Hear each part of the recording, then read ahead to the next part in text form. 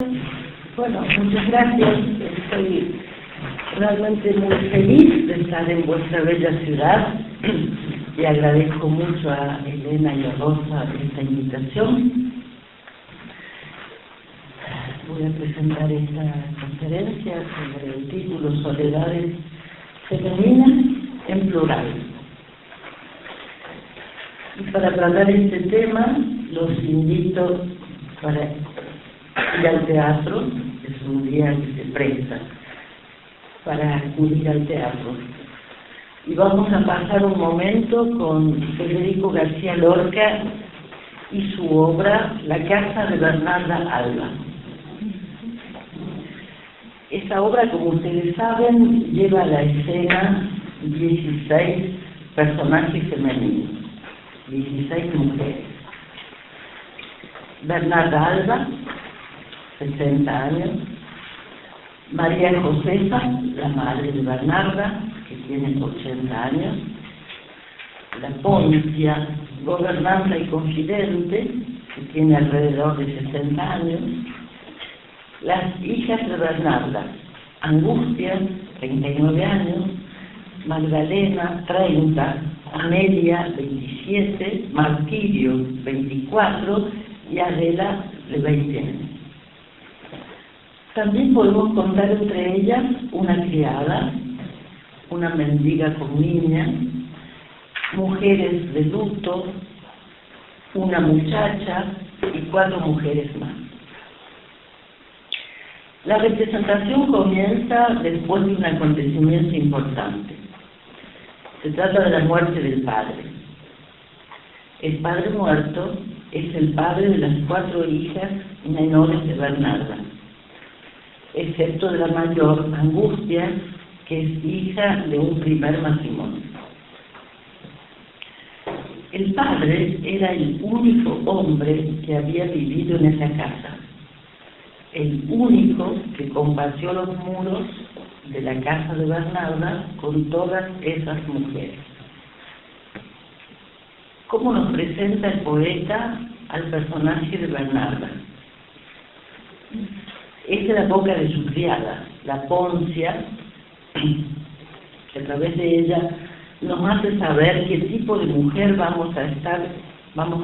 qué tipo de mujer estaremos confrontados. La Poncia dice: tirana de todos los que la rodean, es capaz de sentarse encima de tu corazón y ver cómo te mueres durante un año sin que se le cierre esa sonrisa fría que lleva en su maldita cara. Maldice Bernarda, no sin reconocer que desde hace 30 años, entre ellas, la vida no tiene secretos. Es decir, que esta relación está estructurada en función del modelo del amo y del esclavo, donde el odio domina la intimidad y la sujeción de estas mujeres. Porque para Bernarda, la Poncia es indispensable. Mientras que los deudos están en la iglesia, velando al padre, las mujeres limpian la casa para recibir a los convidados al duelo. Bernarda entra en la escena imponiendo silencio y ordenando a su hija Magdalena que cese de llorar a su padre, y que si quiere llorar, que se esconda bajo la cama. En la casa de Bernarda Alba no puede existir ningún afecto, ninguna flaqueza. ¿Quiénes se reúnen en la sala para rezar por el muerto? Son solo mujeres. Se sabe que los hombres están en el patio, pero no se ven. Los hombres nunca están en la escena. Los hombres afuera aportan una bolsa de dinero para los responsos, y Bernarda ordena que se les sirva una copa de aguardiente y que salgan por donde han entrado, sin atravesar el umbral de la casa. La repartición es neta. las mujeres dentro de la casa, los hombres afuera. Entre hombres y mujeres la separación es absoluta. Son dos especies que no se cruzan, no se encuentran, no se hablan y sobre todo no deben mirarse. Las mujeres educadas no deben mirar a los hombres. Como lo dice Bernarda, las mujeres en la iglesia no deben mirar más hombre que al oficiante, y a ese porque tiene faldas. Volver la cabeza es buscar el calor de la pana. Entonces, están en la casa de Bernarda Alba las mujeres encerradas, mujeres solas entre ellas, pero cada una contra las otras. Es una entre ellas que no forma grupo. Es una entre ellas de soledades, sin ningún tipo de intersección. Bernarda decreta la radicalización del exilio femenino en estos términos. En 8 años que dure el luto, no ha de entrar en esta casa el viento de la calle. Haceros cuenta que hemos tapiado con ladrillos puertas y ventanas. Así pasó en casa de mi padre y en casa de mi abuelo, mientras podéis empezar a bordaros el agua. Estamos confrontados aquí a una organización patriarcal. La muerte del padre que protege deja a las mujeres sometidas al amor al padre y al despotismo materno. El encierro de las mujeres es una forma que se asegura cerrando puertas y ventanas con ladrillos para poner así un límite al deseo y sobre todo al goce femenino. En estas circunstancias, el matrimonio aparece como la única salida posible para una hija, la única salida que le permitirá atravesar los muros de la casa del padre. Las hijas de Bernarda sueñan con encontrar un hombre que las libere de la prisión materna, puesto que la madre las quiere enterrar en la tumba del padre muerto. ¿Qué presencia tienen los hombres en la pieza de García Lorca? Son solo voces que hablan fuera de la casa. Las hijas y también la Poncia van hacia el patio para escuchar detrás de la ventana lo que dicen los hombres afuera. ¿De qué hablan los hombres? Hablan de sexualidad. Están hablando de una mujer que encarna para ellos el objeto sexual, que es Paca la Roseta. Dicen que se la llevaron todos los hombres hacia el olivar. Regresaron con ella cuando era casi de día. Ella venía montada en un asno, traía el pelo suelto y una corona de flores en la cabeza. Pero claro, Paca la Roseta es la única mujer mala del pueblo y además es una forastera. Es decir, que la mujer como objeto sexual de los hombres, objeto que encarna el mal, es una extranjera. Es la que encarna la extremidad de las mujeres decentes del pueblo. Pero la tragedia va a introducirse en la casa de Bernarda a través del personaje de Pepe el Romano, un muchacho de 25 años que comienza a rondar la casa y se sabe que pretende casarse con Angustia, la hija mayor de Bernarda, que tiene 29 años. Adela, la pequeña, sufre una gran desilusión, porque ella también lo desea a Pepe Romano, mientras que Magdalena y Martirio, envidiosas de la suerte de la hermana mayor, Piensan que Angustias no tiene otro mérito más que el dinero, puesto que su padre le dejó una herencia. Es la única de las hijas que tiene herencia. Y que es esta herencia lo que atrae a Pepe el romántico. Las hermanas se destrozarán una contra otra. Bernarda sabe que la discordia del deseo se ha introducido en su casa. Y como cierre del primer acto, aparece la abuela, la madre de Bernarda, que está siempre encerrada en una habitación sin poder salir al interior de la casa. Verificamos entonces los circuitos del encierro que ha construido el poeta, una cierta circulación del encierro de las mujeres. El primer círculo es el muro de la casa, que separa la casa de la calle. Llegándose hacia el patio o hacia el gallinero, se puede escuchar desde el interior de la casa lo que dicen los hombres que están en la calle. El segundo círculo de este infierno de mujeres son los muros de la casa. Y el tercer círculo es la habitación donde está encerrada la abuela loca, la que encarna en la obra la voz de la verdad. A través de esta mujer, de María Josefa, Lorca hace un guiño a Erasmo en su elogio de la locura, en la medida en que Erasmo hace hablar a la locura y la locura dice la verdad. También tenemos un guiño en esto a Baltasar Gracián, para quien la locura es la que va por el pueblo gritando porque va a parir, y que va a parir la locura, verdad. ¿Qué dice María Josefa? Aparece toda decorada y joven y dice: me escapé porque me quiero casar. Quiero casarme con un varón hermoso de la orilla del mar, ya que aquí los hombres huyen de las mujeres.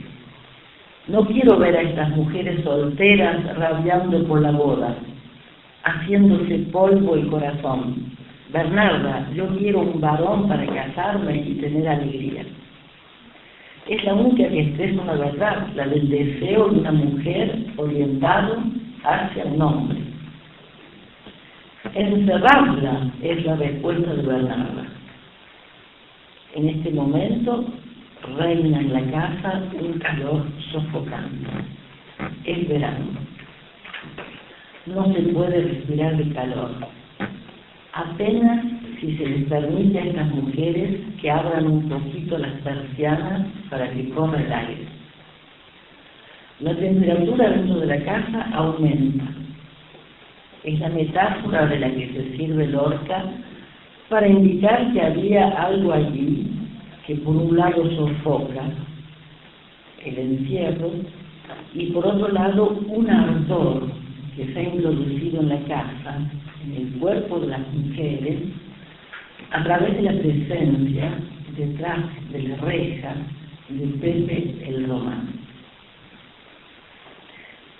Pepe no atravesó nunca los muros de la casa de Bernarda. Él está del lado de la calle, detrás de la reja, lugar donde él comienza a hablar con angustia, y a quien le declaró lo siguiente: ya sabes que ando detrás de ti, necesito una mujer buena, modosa, y esa eres tú, si me das conformidad. Las hermanas están extremadamente alborotadas por esta circunstancia tan excepcional. Un hombre que aparece en la vida de estas mujeres. Las hermanas comienzan a hacer síntomas, fenómenos de cuerpo, se enferman, tienen insomnio. Adela es la que más sufre y a ella se le pone malo el cuerpo. Surgen las envidias, los celos, las intrigas. Cada una de ellas está sola contra las demás. y cada una de ellas está sola con su deseo insatisfecho. La Poncia, que es la mujer realista en esta serie de mujeres, adivina que Adela está enamorada de Pepe y que también frecuenta a Pepe por la noche. Después de que Angustia se va a dormir a la 1 de la madrugada, después de haber hablado con Pepe detrás de la reja, Adela se queda con Pepe en el gallinero hasta las 4 de la mañana, y eso la Poncia lo sabe. La Poncia en un primer momento advierte a Adela de que hay un peligro que acecha y que ella debe frenarse, poner un límite. Pero Adela le responde que no hay límite posible, que ella irá hasta el final y que nada la hará retroceder. En ese momento la tragedia ya está en acto. La tragedia está encaminada. A partir de aquí se advierte que Adela, como una verdadera mujer, romperá la cadena de los ideales, de la decencia, y no renunciará a su deseo. Adela se lo dice claramente a la Poncia: ya es tarde. Por encima de mi madre saltaría para apagarme este fuego que tengo levantado por piernas y boca. Ya es tarde, efectivamente. A partir de ahora la tragedia ya se desencadenó. La Poncia, que fue la primera en comprender, trata de advertir a Bernarda, pero esta es ciega y sorda, no quiere saber nada. Bernarda le responde: aquí no pasa nada. Eso quisieras tú. Y si pasara algún día, estate segura que no traspasaría las paredes. La Poncia trata de negociar, de introducir la idea de que Pepe el Romano debería casarse con Adela y no con Angustia, pero no lo logra. Bernarda le responde: una hija que desobedece deja de ser una hija para convertirse en enemiga. La intriga continúa. La Poncia dirá de Bernarda a una criada: cuando una no puede con el mar, lo más fácil es volver las espaldas para no verlo. Efectivamente, Bernarda no podía con el mar que se había desencadenado en el deseo de Adela. Es una metáfora preciosa porque eso describe el no querer saber nada de la verdad. Y el no querer saber nada precisamente de ese sin límite del mar que se impone en la casa de Bernarda a través del deseo femenino de Adela. La Poncia sabe, no obstante, que detrás del silencio, la cito, hay una tormenta en cada cuarto. El día que estallen nos barrerán a todas. Y la Poncia sabe que la raíz del drama, que está pronto a estallar, se enracina en el deseo de esas mujeres sin hombre, nada más. Y que en estas circunstancias se olvida hasta los lazos de sangre. Llega el momento del desenlace fatal. Martirio, que está también enamorada de Pepe el Romano, descubre que Adela se encuentra con él por la noche en el corral. Martirio le dice a su hermana: mi sangre ya no es la tuya, y aunque quisiera verte como hermana, no te miro ya más que como mujer. Es una reflexión impresionante, porque en este caso ya no hay ninguna hermandad posible cuando se trata de una rivalidad femenina. Las rivalidades de mujeres por un hombre rompen entre ellas toda hermandad. Adela decide emanciparse, salir de la casa, salir del encierro, escapar. Es la única de las hijas que piensa en escapar. Dice que no aguanta este horror de estos techos, después de haber probado el sabor de su boca.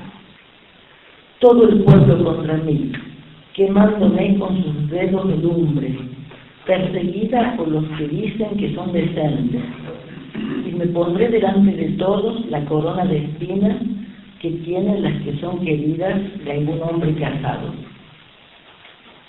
Ella ahora ya está sola contra todos, sola en una soledad absoluta. No solamente sola contra las hermanas, la madre, sino sabiendo que todo el pueblo estará contra ella. Pues ella va a ocupar el lugar del objeto del oprobio. Y colocándose la corona de espinas, significa que ella va a ocupar el lugar del objeto sacrificado por los ideales. Martirio denunciará a Adela ante Bernarda, pero Adela coge el bastón de su madre, símbolo de su poder, y lo quiebra, diciéndole: esto hago yo con la barra de la dominadora. No dé usted un paso más. En mí no manda nadie más que Pepe.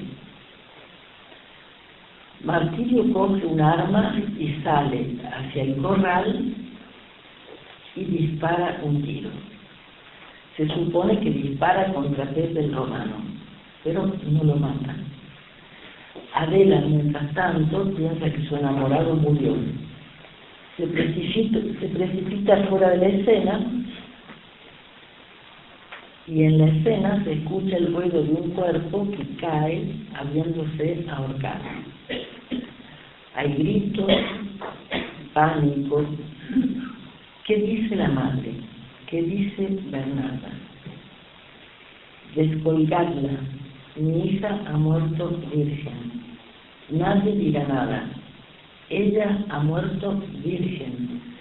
Avisad que al amanecer den 2 clamores las campanas. Y no quiero llantos. La muerte hay que mirarla cara a cara. Silencio. Nos hundiremos todas en un mar de luto. Ella, la hija menor de Bernarda Alba, ha muerto virgen. ¿Me habéis oído? Silencio, silencio he dicho, silencio.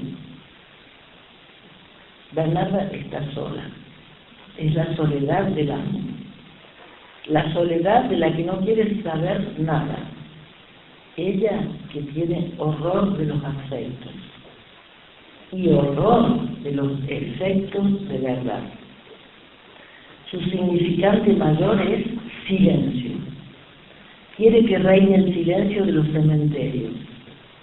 Además, con esta posición es muy impactante que el poeta anticipa metafóricamente todo un periodo de la historia de España que va a venir después, donde el significante mayor es silencio. La Poncia está sola. Es la soledad de la que escucha, de la que está en la posición de esclava. Lacan, refiriéndose a Hegel, se sirvió de la dialéctica del amo y el esclavo para construir la lógica del discurso del amo. En la dialéctica del amo y el esclavo es el que sabe. Es el lugar que ocupa la Poncia. Es la única que está advertida. La única que cuando habla sabe en qué posición se encuentran cada una de sus interlocutoras. La Poncia es una mujer de deseo, que no tiene nada que perder, porque no tiene nada que defender. Angustias está sola. Es la soledad de la hija única de otro padre. Y es la única de las 5 que posee una herencia. Encarna angustias, encarna la soledad del tener. No es bella, no tiene dones. Ella está enamorada, pero no quiere saber que el hombre la quiere no por lo que es, sino por lo que tiene. Martirio está sola y encarna la soledad de la envidia, los celos y la maldad. Goza sola en esa posición, suponiendo que las hermanas tienen el objeto que a ella le falta. Adela está sola, es la soledad de la que desea, y apuesta por su deseo orientado hacia el falo del hombre. En esta apuesta Adela pierde todo, pierde la vida. Es la única que tiene el coraje de decir no al despotismo materno y a la tiranía de los ideales. Es el objeto del deseo del hombre que ella ama, y eso la pone en el lugar del objeto de repudio de la familia y del pueblo. María Josefa, la abuela, está sola, encerrada en la soledad de su locura y de su delirio. Pero ella es la única que enuncia la verdad. Es ella la que encarna el reverso del discurso del amor. De estas mujeres juntas, encerradas gracias al artificio del poeta, llegamos a comprender que el encierro de cada una no es tanto la ficción del muro de la casa de Bernarda, sino que el encierro de cada una en la soledad es el encierro de cada una en su propio modo de gozar, que las separa las unas de las otras. Pero estas soledades que nos presenta Federico García Lorca en la casa de Bernarda Alba están organizadas a partir de un cierto tipo de lazo social, de un modelo familiar organizado y estructurado a partir de ideales sociales, religiosos, y de los nombres del Padre que orientan, prescriben y determinan no solo la relación entre los sexos, sino también los modos permitidos y los modos prohibidos de gozar.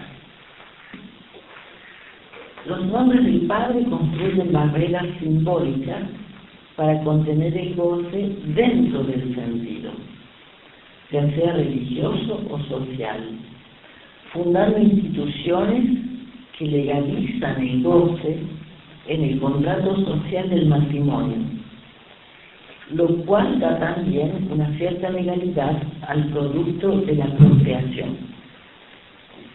Las mujeres encerradas en la casa, entre sus muros,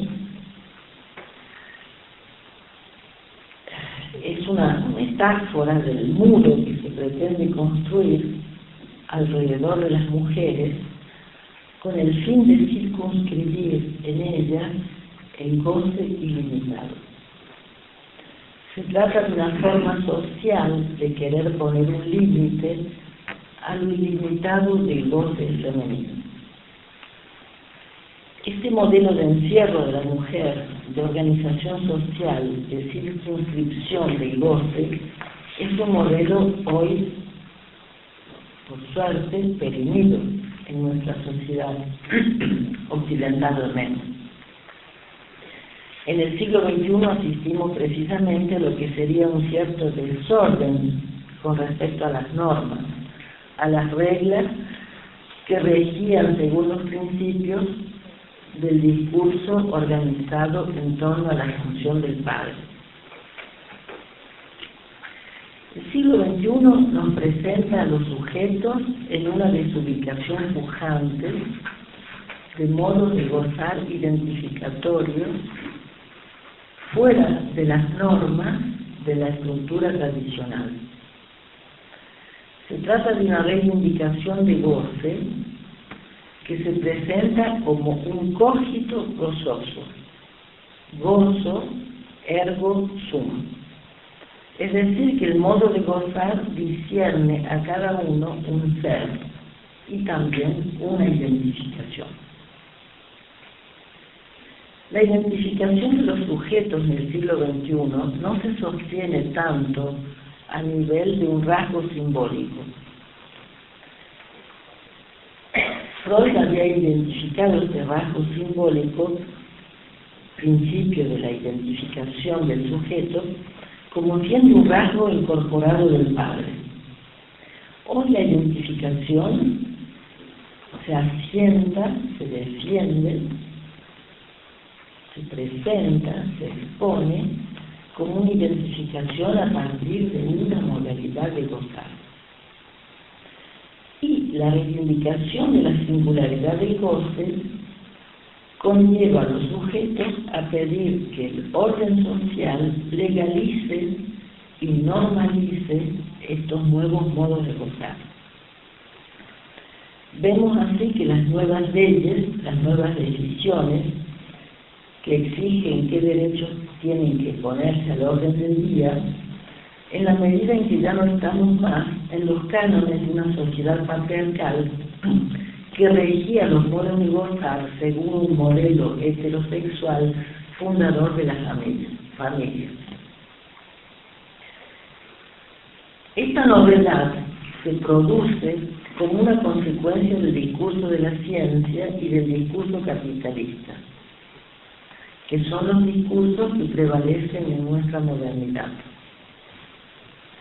los cuales, desde que han comenzado a dominar en lo social, han comenzado a destruir la estructura tradicional de la experiencia humana. El discurso de la ciencia emerge hace un buen rato, en el siglo XVII, cuando gracias al uso de los números y de la matemática se obtiene una extracción y una formalización del saber que estaba en la naturaleza. Desde ese paso inaugural, a partir de ese paso inaugural, la naturaleza comienza a hablar un lenguaje matemático, como decía Galileo. Es decir, que la ciencia comienza cuando se descubre, cuando se formula, cuando se pueden extraer las fórmulas a través de las cuales se demuestra que la naturaleza y los fenómenos naturales y las leyes que rigen la naturaleza están escritas en lenguaje matemático. La consecuencia del discurso de la ciencia, señalada por Lacan como siendo la más prominente, es la de haber hecho existir, a partir de la formalización de saber que la ciencia ha producido, de hacer existir una serie de objetos que antes no eran accesibles a la percepción humana. Por ejemplo, una serie de ondas que han podido ser captadas a nivel visual y sonoro, lo cual conlleva a la posibilidad de la producción técnica de objetos inéditos, los cuales han revolucionado nuestro modo de vivir, no sin introducir, como Freud ya lo señalaba en su texto El malestar en la cultura, introducir un mayor malestar. Estos objetos a los cuales se refería Freud en el siglo XX era, comienzo del siglo XX, el teléfono, el telégrafo, el telescopio, el microscopio, el tren a vapor, el barco a vapor. Eran los objetos producidos por la ciencia propios a la época de Freud. Estamos ya muy lejos de estos objetos freudianos. Como Lacan lo formalizó en el seminario El reverso del psicoanálisis, produjo una lectura del lugar de estos objetos que son nuestros compañeros cotidianos. Estos objetos que captan las ondas, tales como la televisión, los teléfonos móviles, las computadoras, estos objetos que nos acompañan cotidianamente, funcionan gracias al hecho de que alrededor de la Tierra se ha creado, en el lugar de la atmósfera, una zona recubierta de ondas captadas y transmitidas por los satélites.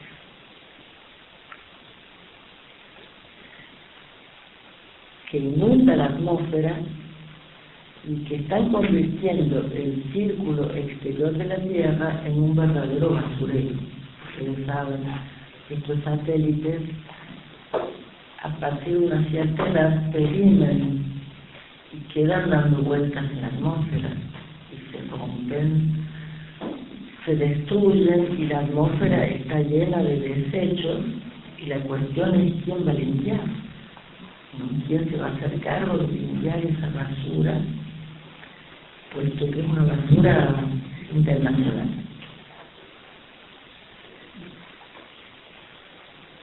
Es decir, que hay una cantidad de basura espacial con la que no se sabe qué hacer. Mientras tanto, nosotros tenemos en la mano diariamente lo que Lacan llamaba las status, que son objetos de los cuales disponemos gracias al avance del discurso de la ciencia y de sus aplicaciones técnicas, y que por intermedio del discurso capitalista se ha logrado la superproducción de los mismos, de estos objetos, de los cuales somos superconsumidores, y que se transforman en compañeros de los cuales no podemos prescindir. Estos objetos han revolucionado nuestra relación con los otros. Ahora, por ejemplo, estamos en la época de la relación virtual. Antes, cuando yo era joven, los chicos y las chicas se encontraban, se hablaban, se comunicaban, coqueteaban, ponían el cuerpo. Hoy los chicos y las chicas se hablan, se seducen a través de una pantalla. Se imponen nuevos modos de gozar, incluso goces autísticos, autoeróticos a través de la pantalla. Es decir, modos de gozar eminentemente solitarios. Estamos en la época de los goces solitarios, de los goces del uno solo, sin otro. Además, estos aparatos que nos completan ortopédicamente son aparatos que introducen la voz y la mirada en lo más íntimo de cada casa. Es decir, que la introducción de la mirada a partir de estos aparatos hace de que reina una transparencia absoluta y una desaparición paulatina de lo que era comúnmente llamado la vida privada. Ha habido varios escándalos políticos en España, de personas que están en la política y de repente un video erótico ha sido divulgado, ¿verdad? En que hay una especie de ojo que atraviesa puertas y ventanas y muros y hace de que el mundo se transforme hoy en día en una especie de cápsula transparente. En este contexto voy a traer, para contraponer a las soledades de la casa de Bernarda Alba, las soledades de las nuevas figuras femeninas que emergen en el siglo XXI. Hay muchas, tomaré una sola como ejemplo. Ella se autodenomina Ovidia. Es un nombre artístico. Estudia filosofía y decide muy tempranamente, una chica culta, inteligente, y decide a los 18 años introducirse en el medio de la pornografía. Primero como actriz, luego como realizadora. Es decir, primero ante la pantalla y luego ante la cámara y después detrás de la cámara. A comienzos del siglo XXI se vio su primer film pornográfico, que se llama Orgía Negra, que tuvo un gran éxito. Se la premió por la mejor escenografía. Ella se define, ha escrito un libro que ha sido un bestseller en Francia, Porno Manifiesto, y otro titulado Atrévete a descubrir el punto G. Ella se define como feminista pro-sexo. Ha producido muchas películas pornográficas que han tenido éxito y muchos videos de educación sexual para parejas y un programa en televisión. En la prensa es conocida como la intelectual del porno. No es el único caso. Podemos citar aquí a Sasha Grey, otro ícono del porno que se distingue no solo por sus performances, sino también por ser una intelectual en su medio.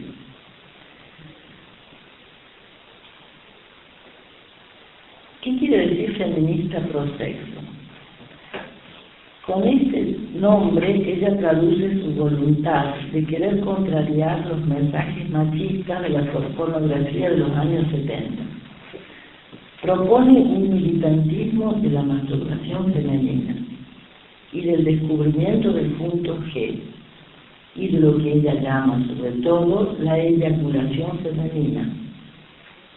También milita por la defensa de los derechos de las prostitutas. Su misión es que las mujeres se reapropien del cuerpo que la naturaleza les ha dado y que estaría culturalmente anestesiado. Ovidia supone que tenemos un cuerpo natural, naturalmente sexual. ¿No sería esta ilusión de naturalismo que desconocería precisamente lo imposible, incluido lo imposible en la relación de los seres sexuados que son sujetos de palabras? Su proyecto de educación sexual está fundado en la idea de poder adquirir un dominio del goce como una adquisición de un saber, gracias a la experimentación sobre sí misma. Ella se opone también a la versión moderna del sexo femenino, por ejemplo, en las películas porno que se ha puesto de moda la depilación integral, moda que se introdujo desde los Estados Unidos y que ahora se desarrolló masivamente fuera del ámbito de la pornografía, como una moda, la depilación integral de hombres y mujeres. También se opone a otra moda que es la cirugía vulvar. A través de esta cirugía se pretende obtener un estándar morfológico del sexo femenino, tornando a todos los sexos femeninos iguales. Hay en este momento un movimiento que se ha desencadenado a partir de esta moda que se llama la revolución de la vulva. Son militantes que militan por el mantenimiento de la diferencia y de la singularidad de cada vulva contra este imperativo de homogenización, embellecimiento, entre comillas, del sexo femenino. Ovidia propone una pornografía donde el sexo femenino no sea presentado en forma higienista, puesto que el higienismo, dice con razón, domina nuestra civilización actual. Ahora, hay que decir que Ovidia en su vida es muy ordenada. Se acuesta a las 10 de la noche, se levanta a las 6 de la mañana, trabaja todo el día, es vegetariana. Vive en pareja desde hace muchos años con un hombre, pero no conviven en la misma casa. Ella es madre de una hija, muy responsable, y preserva muchísimo a su hija de todo contacto con imágenes chocantes, pornográficas o sexuales. Además, es una militante de la fidelidad amorosa.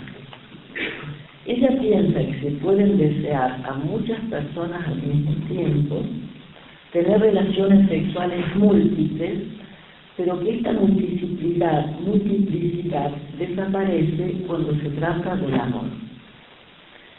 Si el deseo puede dirigirse hacia múltiples objetos, el amor, por el contrario, solo puede ser dirigido a una única persona.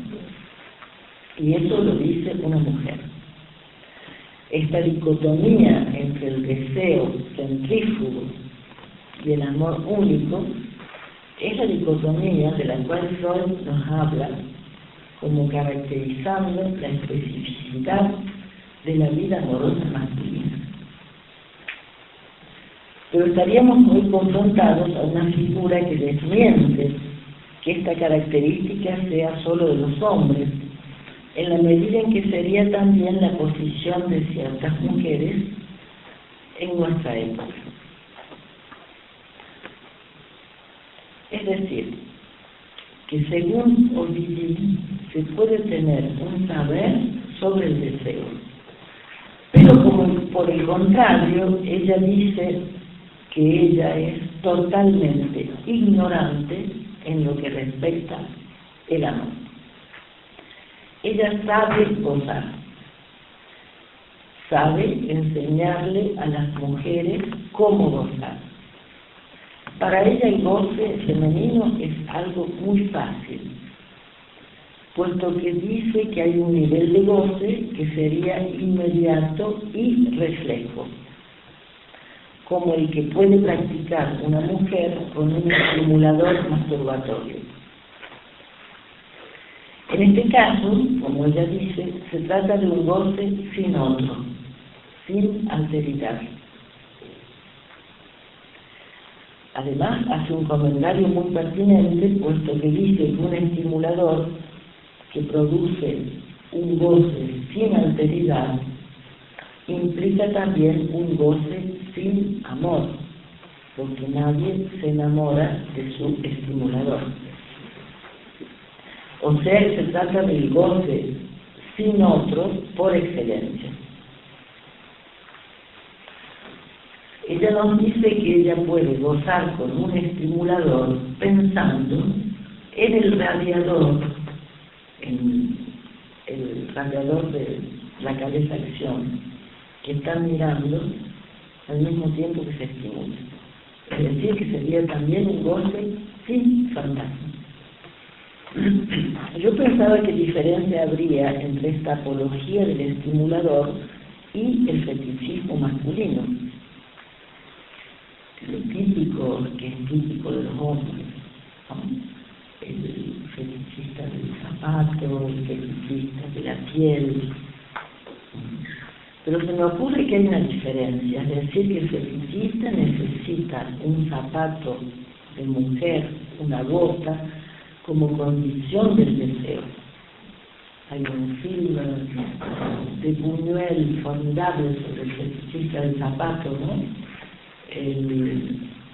El diario de una camarera. Entonces, el zapato es la condición del deseo, y luego, como dice Lacan, el deseo va a ubicarse en otro lado, en una mujer. En cambio, el estimulador no es condición de deseo, es condición de un goce solo, sin deseo. Porque ella distingue bien, Ovidie, el goce como deseo, que introduce, lo dice con una gran pertinencia, el goce como deseo que introduce la alteridad por medio del fantasma, y el goce con amor que introduce también la alteridad porque se necesita de la presencia del otro y del cuerpo del otro, es decir, del amado. Pero lo que ella plantea con mucha claridad y lucidez es que no hay ninguna relación del goce con el otro, y que no hay ninguna relación entre deseo, goce y amor, que son tres categorías disjuntas. El deseo, como ella dice pertinentemente, responde a ciertas condiciones. Hay condiciones de deseo que son fantasmáticas.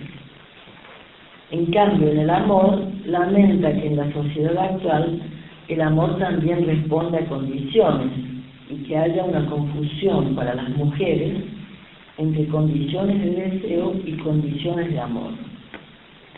Ella piensa que las mujeres se equivocan cuando, si su hombre no las desea, eso quiere decir que no las ama. Y tiene razón, las mujeres se equivocan cuando el hombre no las desea porque las ama. Precisamente cuando un hombre ama, una dificultad puede aparecer para él desde el punto de vista del deseo con la mujer que ama, porque la idealiza. La mujer idealizada tiene un rasgo materno y es intocable.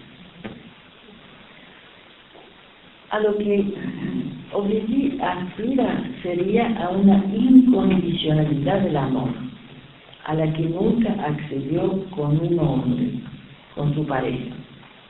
La única incondicionalidad del amor válida para ella es el amor madre-hijo. Ella ama incondicionalmente a su hija, como también ama incondicionalmente a su perro, pero no ama incondicionalmente a su hombre. Lo más interesante es que esta dificultad con respecto al amor la deja a ella en una cierta soledad, en una posición muy solitaria. Porque finalmente el amor es, como dice Lacan en el Seminario Aún, el amor es una cierta suplencia del rapport imposible entre un hombre y una mujer. Pero lo más curioso de todo es que Ovidí desemboca en una mística. Ella, la gozadora, la que sabe gozar, la que sabe enseñar a gozar, nos explica que toda experiencia que abre el acceso a la sensación pura conduce a un estado extático. Lo cual, dice ella, nos permite acceder a lo divino. Estas experiencias que nos permiten acceder al extatismo y lo divino, hacia el éxtasis, es tanto la experiencia sexual como la experiencia de la droga o una cierta experiencia de la meditación. Es decir, experiencias donde se puede experimentar en relación al cuerpo un goce sin límites. Esto daría, según ella, acceso a la cosa en sí kantiana, es decir, a aquello que no tiene representación, en una ausencia total del verbo, es decir, a lo puro real.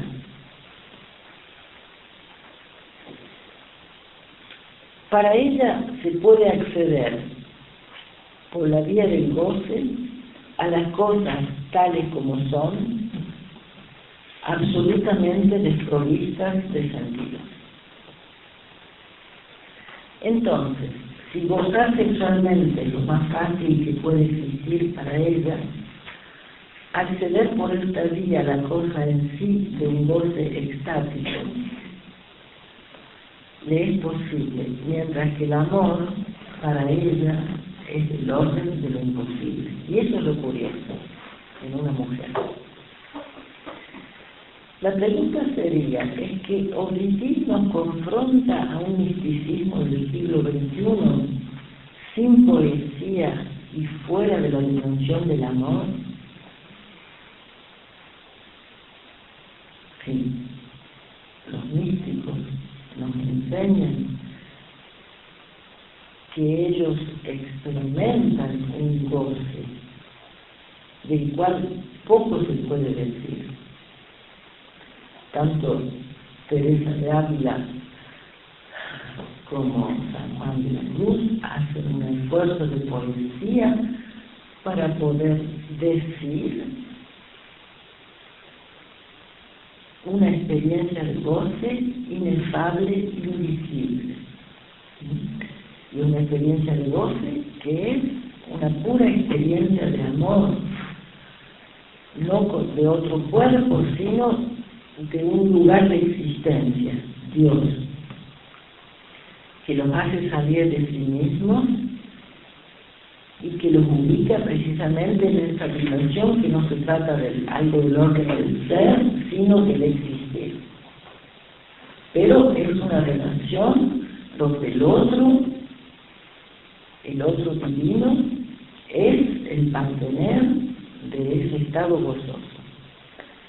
Ovidio nos presenta más bien un tipo de soledad del goce del uno solo, de la cosa en sí, donde habría una identificación, una identidad término a término del sujeto que goza con el objeto del goce. Es decir, se trataría de una soledad del goce desnuda, sin los oropeles del amor. La soledad verdadera de la carne que goza, del cuerpo que goza, y una soledad cínica de la reivindicación y de la mostración, porque esto se muestra. La cuestión es mostrarlo, mostrar el momento en que ese cuerpo femenino goza, y goza sin velo. Esta mostración, esta exhibición del goce se pretende en cierto modo paritario. Ella quiere demostrar a través de sus películas el momento que ella llama el momento de la eyaculación femenina. Estas mostraciones accesibles gracias a nuestros objetos compañeros, cualquiera puede acceder a estas escenas de goce con su iPad, con su iPhone. Entonces esto nos pone frente a un hecho importante, que a través de estos objetos se ha accedido a una suerte de caída de todos los velos.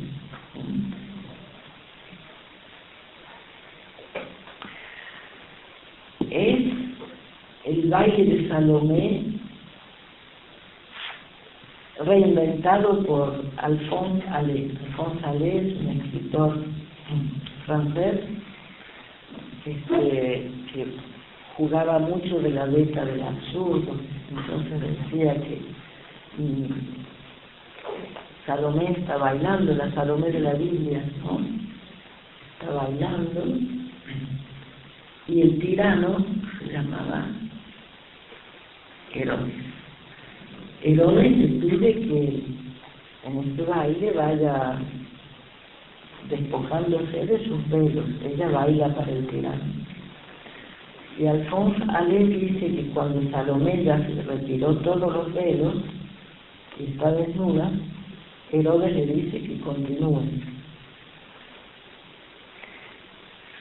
Y nuestro colega Gerard Bachmann hace un análisis muy bonito de esto, porque dice, Herodes quería que continuara, según el relato de Alphonse Allais, que se quitara la piel, y que más allá de la piel que se quitara los músculos, y más allá de los músculos que se quitara los huesos. ¿Qué buscaba Herodes en Salomé?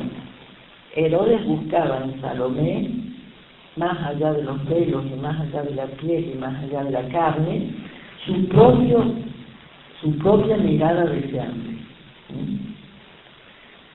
Bueno, estamos en esta configuración donde las Salomé se están quitando los velos y nos están mostrando de qué manera ellas pueden captar nuestra mirada deseante en esta mostración del orgasmo femenino y de lo que Ovidio llama la eyaculación femenina como materialización equitativa del goce femenino equivalente a la eyaculación del hombre.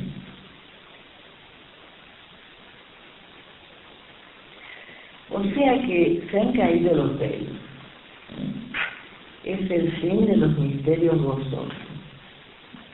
Se han caído los muros de la casa de Bernarda Alba. Se cayeron los semblantes del nombre del Padre. Se cayeron las distinciones rígidas, los hombres en la calle, las mujeres en la casa. Está bien, formidable. Debemos entrar en una suerte de indiferenciación, en la medida en que hombres o mujeres, cada uno, se singularizan a partir de su singularísimo modo de gozar, como modo absolutamente solitario. Me parece que Ovidia respondería a su manera a la pregunta que quedó como un enigma sin resolver para Freud: ¿qué quiere una mujer? Ovidia contesta con certeza, sin ninguna duda: una mujer quiere gozar de su cuerpo sin inhibición, quiere apropiarse de su cuerpo sin restricción, explorar todas las zonas erógenas sin límites, con cualquier partner, incluso con un estimulador o con lo que sea. Pero le queda a ella un último rasgo que la caracteriza en su feminidad. Lo que la caracteriza en su feminidad no es un goce, sino esa suerte de insatisfacción de la cual ella testimonia, de no poder acceder a una dimensión donde ella sería para un hombre el objeto de amor incondicional. Me parece que estamos en una época en donde los discursos sobre el goce han cambiado. Los discursos sobre la relación entre los sexos no son lo que eran. Y evidentemente aparecen nuevos modos de gozar que conllevan también nuevos modos de soledades plurales y singulares. Lo que me gustó en esta oposición entre la casa de Bernarda Alba y la actriz y directora de cine Ovidia es el contrapunto, ¿no? En menos de un siglo el mundo no es el mismo. Por ejemplo, en la obra de García Lorca, la palabra sexo no figura. Todo lo sexual es metafórico, representado por el calor que inunda la casa, el sofocón, son también las coronas de flores que trae Paca la Roseta en la cabeza, los cantos de los segadores, que son cantos alusivos a lo sexual. Los hombres cantan poemas alusivos a la sexualidad y al deseo, pero nunca nombran directamente la cosa sexual, porque todo es metafórico, es decir, poético. Esa es la cuestión. Cuando el discurso de los nombres del Padre tenía vigencia, hay una cierta vigencia simbólica, metafórica y poética de lo sexual y del goce. De lo que no se puede hablar, de lo que no se puede decir, se habla poéticamente. El contrapunto en este siglo XXI con este personaje, que no es única, pienso que hay muchas chicas así, es precisamente este afán, esta voluntad de mostrar todo y querer decir todo.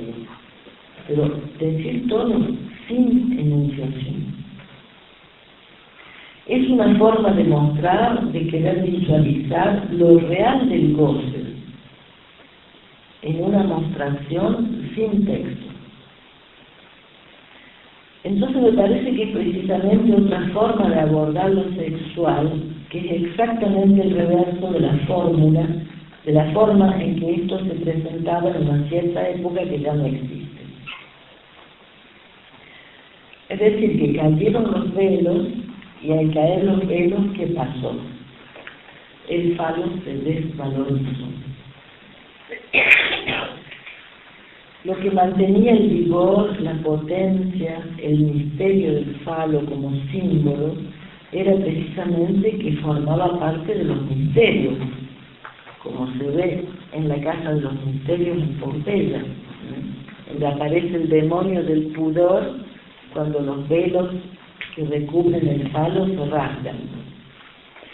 El falo estaba siempre recubierto.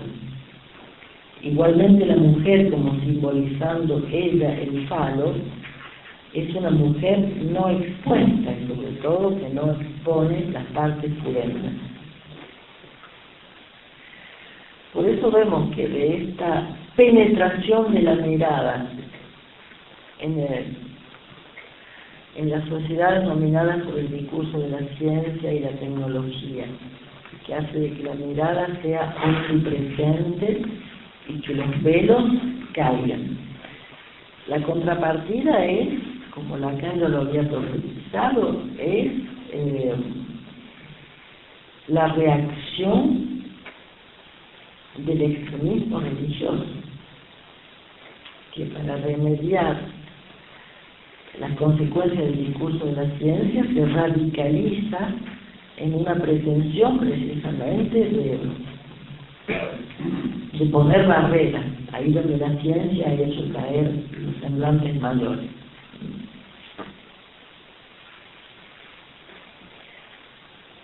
Esta exposición del goce sin texto está en oposición a la vertiente mística. Como Lacan decía, los únicos que se han arriesgado a hablar del goce femenino son los místicos, sin distinción de sexo.